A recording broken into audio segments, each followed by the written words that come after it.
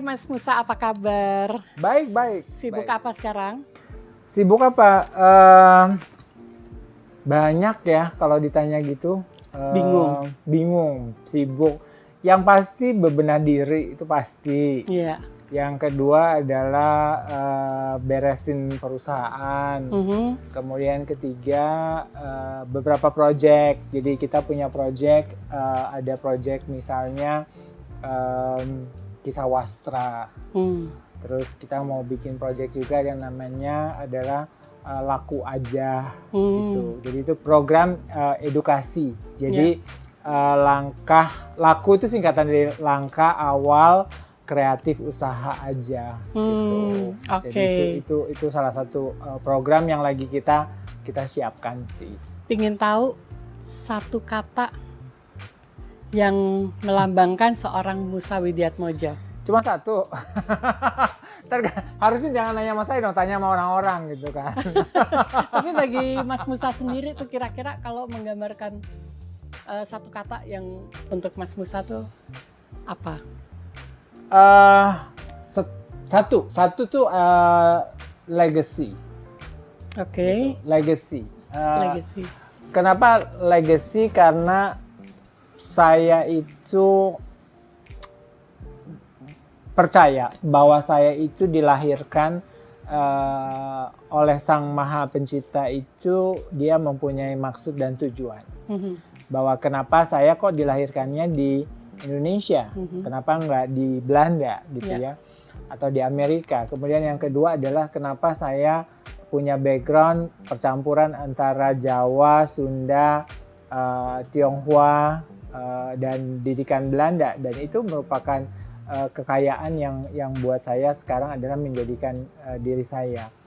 Nah, legacy itu adalah saya berpikir bahwa saya ini punya maksud dan tujuannya apa sih. Jadi saya ingin berkarya, ingin meninggalkan sesuatu yang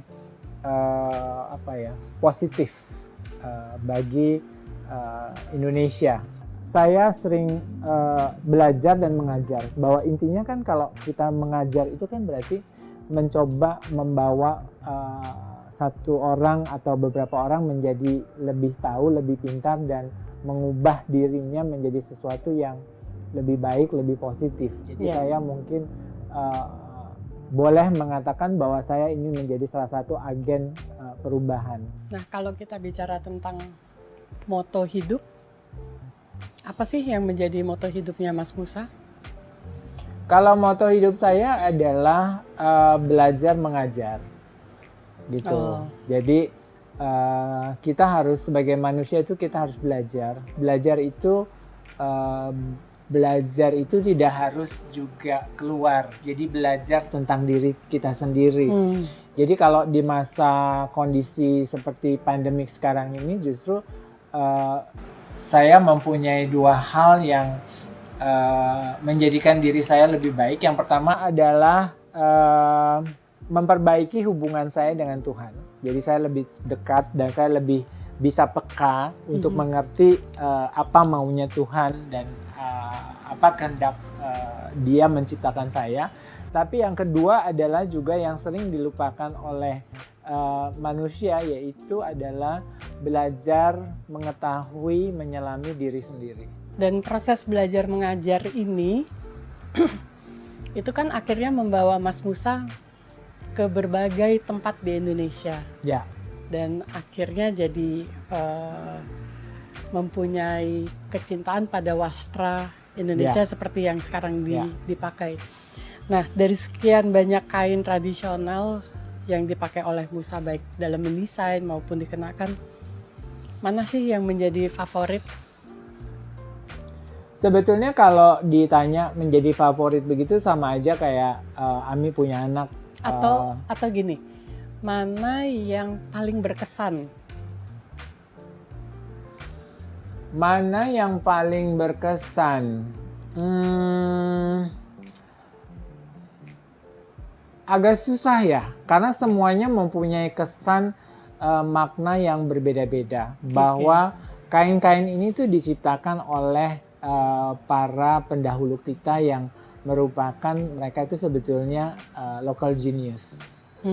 Karena motif-motif ini, cara pembuatannya mereka tidak sekolah, mereka tidak masuk kepada teori-teori, tidak ada teori desain, tetapi semua diingat di dalam kepala mereka tanpa sebuah buku rumus dan sebuah contekan. Dan saya melihat bahwa itulah kekayaan daripada Indonesia dan kita harusnya menjadi sesuatu yang berbeda di mata dunia, bahwa tidak ada batik seindah serumit batik Indonesia, tidak ada tenun ikat secantik dan serumit seindah tenun daripada Nusa Tenggara Timur atau Nusa Tenggara Barat dan lain sebagainya, atau songket-songket dari kepulauan Sumatera gitu. Dan itu menjadi satu hal yang sangat sangat unik, dan disitulah kebesaran Tuhan diperlihatkan pada saat Dia menciptakan Indonesia. Jadi ada yang kalau kita pernah dengar bahwa pada saat Tuhan menciptakan Indonesia, Dia sedang jatuh cinta. Gitu. Jadi filosofi itu adalah kenapa? Karena semua keindahan, semua yang bagus itu dilimpahkan ke Indonesia. Yuk kita ke sana. Saya bisa kasih lihat juga kenapa saya mempunyai konsep sebagai legacy, dan juga kenapa saya mengolah kain Indonesia, dan kenapa saya ingin orang mengingat bahwa Musa itu adalah Indonesia. Gitu. Nah, yuk.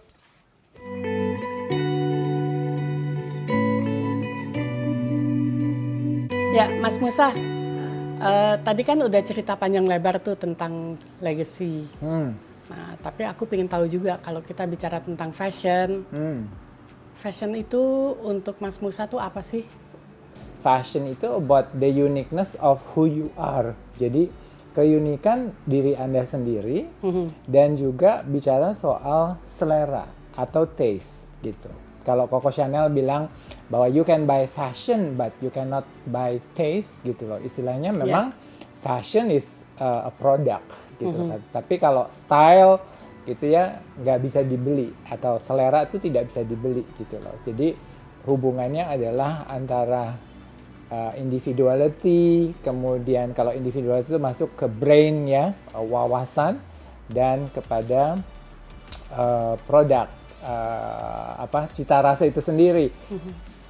Banyak orang yang memainkan fashion, mengolah fashion, but they don't really understand what is fashion. Karena kalau sekarang justru jadi fashion itu menjadi keseragaman gitu loh. Satu pakai tas A, semua pengen pakai tas A. Satu pengen begini, semua jadi begini gitu loh. And actually fashion is not that. It's about you. It's not about istilahnya impressing other people gitu. Jadi itu yang saya rasa bahwa banyak sekali orang memakai produk fashion, membeli fashion bukan karena untuk membahagiakan dirinya sendiri, to make them feel better, tapi justru menjadi pressure, gitu loh, menjadi tertekan bahwa gue harus punya tas ini, gue harus gaya begini, gue harus begini dong, gue harus begitu. Itu menjadi pressure sebetulnya, dan itu yang pada akhirnya kalau kita dalam orang-orang fashion selalu mengatakan, Karl Lagerfeld pernah bilang itu menjadi slave of fashion, budaknya fashion, gitu. Jadi kita diperbudak gitu loh. Nah, pembelajarannya adalah tadi saya katakan bahwa fashion itu adalah sebuah ilmu loh. Jadi bukan perasaan, bukan feeling, gitu. Tapi fashion is about yourself. Makanya dalam hidup saya selalu tidak peduli dengan tanda kutip apa kata orang, apa kata persepsi orang tentang diri saya, atau tentang siapa saya, atau karya saya, atau barang apa yang saya beli, dan barang apa yang saya simpan, gitu loh. Some of the choices yang saya pilih, kenapa saya memilih kain Indonesia, tidak kain luar negeri, atau dan lain sebagainya, karena itu yang saya berbicara bahwa menjadi individuality itu is very important. Nah, seperti yang kalau kita bicara Marie Antoinette gitu kan, pusatnya fashion sebetulnya. Nah itu kan imajinasinya dia kan selalu pengen beda. Dia nggak mau disamain oleh siapapun juga. Ya. Nah kalau di Indonesia kan justru malah pengennya sama. Oke. Enggak. Yeah. That is not fashion. Kamu pakai tas begini, gue juga pakai gitu. That is not fashion gitu loh. Nah, tapi kadang-kadang kan orang menganggap itu sebagai tren. Tren itu menurut aku hanya sebagai kunci dasar. Tren itu sebetulnya adalah direction. Ya. Direction, arah. Gitu kan. Arahnya misalnya sekarang arahnya mix pattern gitu kan, mencampur motif. Ya udah, tapi kan bukan berarti kita harus ngikut Paris misalnya, mengkombinasikan motif Afrika dengan motif Jepang, lalu kita ikut-ikutan motif Afrika Jepang. No, kenapa nggak kita buat trennya adalah mencampur motif, kita campur antara motif Bali dengan motif Palembang, gitu loh. That is menjadi fashion, it's about me, it's about Musa. Karena itu dari karya-karya saya pun juga Ami tahu bahwa saya banyak mencampur berbagai macam karakter lokal. Iya. Gitu. Jadi kayak bineka di dalam fashion itu sendiri. Yes.